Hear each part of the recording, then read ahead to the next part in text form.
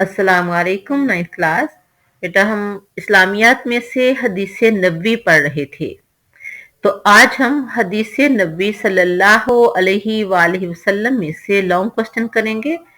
इसका एक ही long question है, तो आइए अल्लाह का नाम लेकर शुरू करते हैं। क्वेश्चन है, हदीस नबवी सल्लल्लाहु अलैहि वालैहि वसल्लम की जरूरतों अहमियत तहरीर करें। तो आइए उसका आंसर लिखते हैं। सबसे पहले हम हदीस के लफ्जी माना लिखते हैं। हदीस के लफ्जी माना बात और गुफ्तगू के हैं। उसके बाद जो सेकंड हेडिंग लिखनी है वो है हदीस के इस्तिलाही मानी। पहले लिखना है हदीस के लफ्जी मानी, उसके बाद हदीस के इस्तिलाही मानी। शरई इस्तिलाह में वो कौल और अमल जिसकी निस्बत नबी करीम सल्लल्लाहु अलैहि वालैहि वसल्लम की तरफ हो हदीस कहलाता है। ये है हदीस के इस्तिलाही माना। अब थर्ड हेडिंग है हदीस नबी सल्लल्लाहु अलैहि वालैहि वसल्लम की जरूरतों अहमियत। नबी करीम सल्लल्लाहु अलैहि वालैहि वसल्लम की अहादीस मुबारका दीन की तालीमात का सरचश्मा और रश्तो हदायत का जरिया हैं। आप सल्लल्लाहु अलैहि वालैहि वसल्लम की बेसत के मकासद में से अहम तरीन मकसद कुरान मजीद की तशरीह और तफसीर और इसका अमली नमूना फराहम करना है। इसके बारे में हजरत आयशा रजी अल्लाह ताला अन्हा से किसी ने सवाल किया कि कुरान मजीद की तशरीह कहाँ से देख सकते हैं, वजाहत कहाँ से देख सकते हैं। तो उन्होंने फरमाया कि प्यारे पैगंबर सल्लल्लाहु अलैहि वसल्लम की हयात मुबारका को देख लें। यानी प्यारे पैगंबर सल्लल्लाहु अलैहि वसल्लम की तमाम जिंदगी कुरान मजीद की तशरीह और तफसीर और उसका अमली नमूना है।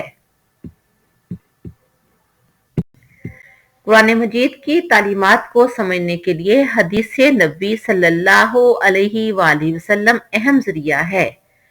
बतौर मुसलमान हमारे लिए लाजिम है कि हम नबी अकरम सल्लल्लाहु अलैहि वसल्लम की अहादीस को अपनी जिंदगी के लिए अमली नमूना बनाएं।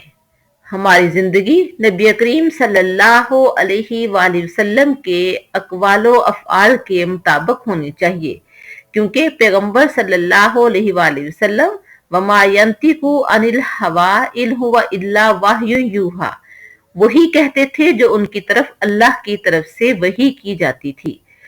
लिहाजा कुरान मजीद की तालीमात को समझने का सबसे बेहतरीन जरिया प्यारे पैगंबर सल्लल्लाहु अलैहि वसल्लम की सुन्नत, अक़वाल और अफ़आल पर अमल करना है।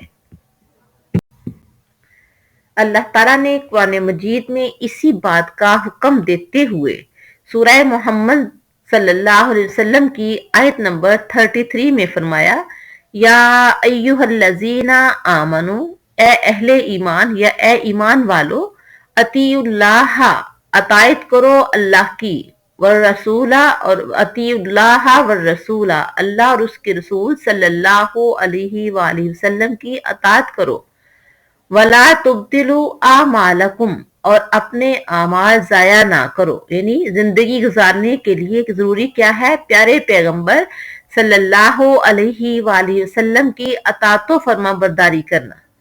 अगर हम अल्लाह और उसके रसूल सल्लल्लाहु अलैहि वसल्लम की अतात नहीं करते, फरमा बरदारी नहीं करते, अहकामात पर अमल नहीं करते, तो हमारी जिंदगी के तमाम आमाल जाया हो जाएंगे।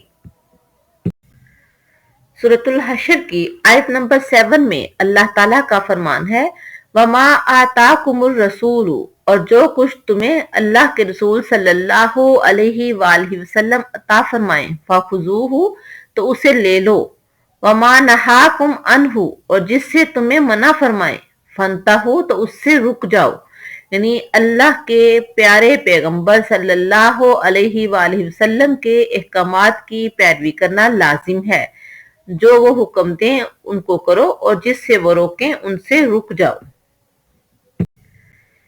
इन आयात से हमें ये रहनुमाई मिलती है कि हमारे लिए जिंदगी गुजारने का मयार हुजूर अक़दस सल्लल्लाहु अलैहि वसल्लम की ज़ाते ग्रामी اور آپ صلی اللہ علیہ وآلہ وسلم کے اقوال و افعال ہیں، یعنی آپ کی باتیں اور آپ کے کیے ہوئے کام ہیں۔ لہٰذا ہمیں اپنی زندگیاں آپ صلی اللہ علیہ وآلہ وسلم کی تعلیمات کے مطابق ڈالنے کی کوشش کرنی چاہیے۔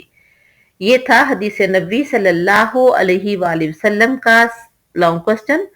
نیکسٹ ٹاپک ہوگا ہمارا باب دوم، ایمانیات و عبادات، اور اس میں سے ایمانیات میں سے سب سے پہلا ٹاپک ہے عقیدہ توحید۔ نیکسٹ لیکچر میں ہم انشاءاللہ عقیدہ توحید پڑھیں گے۔ اللہ حافظ۔